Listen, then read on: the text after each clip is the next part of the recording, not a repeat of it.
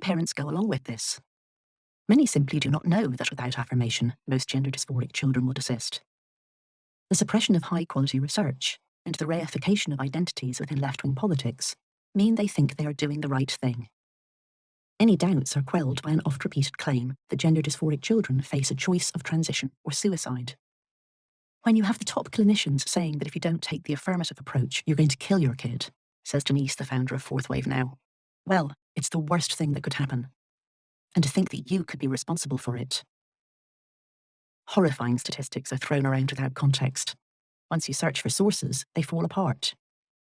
Take, for example, an endlessly repeated figure of 48% for the share of young trans people who have attempted suicide. It turns out to be based on the responses of 27 British trans people in a larger survey promoted on LGBT websites. Not only is the number of respondents tiny, but there is no reason to think they are typical.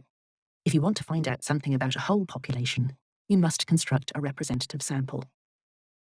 In an article in 2017 for Fourth Wave Now's website, Ray Blanchard and Michael Bailey debunked the transition or death narrative.